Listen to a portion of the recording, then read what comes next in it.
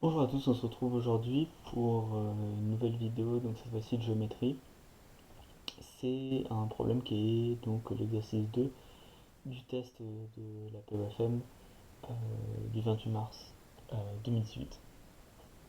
Et donc c'est un exercice pour le groupe junior. Donc l'énoncé est le suivant. Euh, on a un triangle BAC isocèle en A, tel que l'angle en A ce soit exactement 100 degrés. Et on trace la bisectrice de l'angle ABD qui va recouper la droite AC au point D. Et il faut montrer que AD plus DB, donc les longueurs AD plus DB, sont égales à la longueur BC.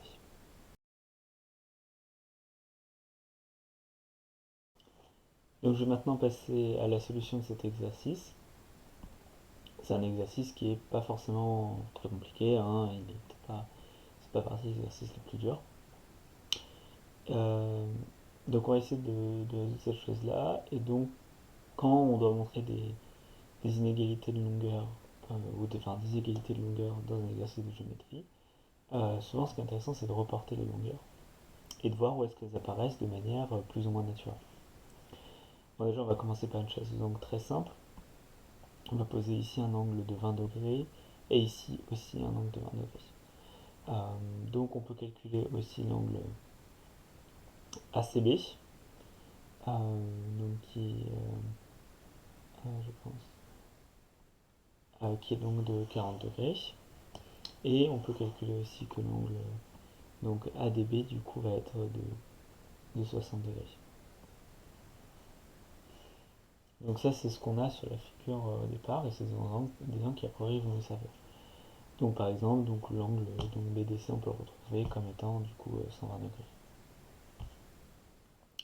Donc ici la première chose qu'on va faire c'est qu'on va essayer de reporter la longueur BD sur le côté BC et la manière la plus naturelle de le faire et sans doute celle qui va nous donner la solution c'est de le regarder de telle sorte à ce que le point E qu'on va construire on va dire sur le côté BC forme un triangle isocèle avec le côté BD.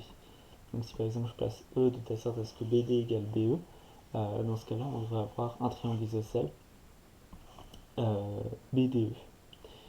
Donc ce triangle isocèle là, maintenant on peut calculer des angles.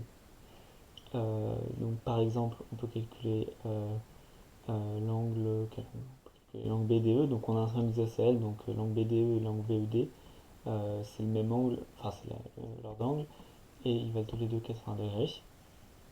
On peut calculer aussi du coup l'angle EDC, on se rend compte qu'il vaut également 40 degrés, donc c'est-à-dire comme l'angle DCE. Donc là ce qui est intéressant c'est qu'on a construit deux triangles isocèles. D'un côté on a réussi à reporter la longueur du segment BD sur BE, donc voilà. Et d'autre part, donc EC, d'après l'énoncé, on sait que ça doit être égal à la longueur AD, et donc il faut et en plus, on sait que du coup on a un triangle isocèle, donc on a EC égale ED.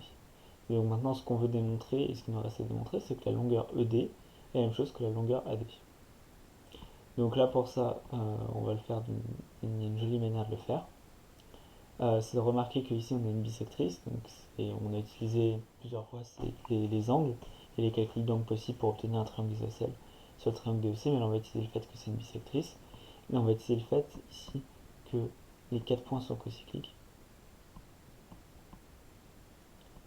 Donc pourquoi est-ce qu'ils sont cocycliques? Par exemple on peut calculer la somme de deux angles, ici par exemple l'angle de 100 degrés ou l'angle de 80 degrés, donc ça fait 180 degrés, et donc le quadrilatère est cyclique.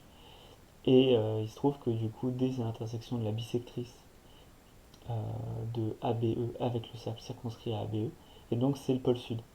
Et après, donc à la fortiori, AD égale DE, et comme DE égale CE, on a bien que AD plus DB, c'est égal à BC. Donc voilà, donc j'espère que cette vidéo vous a plu. C'est pas forcément un exercice qui est très compliqué, mais qui demande de bien connaître, on va dire, les principes de base, donc la chasse aux angles de base et ici le théorème, le théorème du pôle sud. On peut peut-être faire un petit peu autrement, il y a d'autres manières d'obtenir le même résultat, mais bon, ce serait plus ou moins de montrer le théorème du pôle sud d'une manière ou d'une autre, même si c'est tout à fait possible.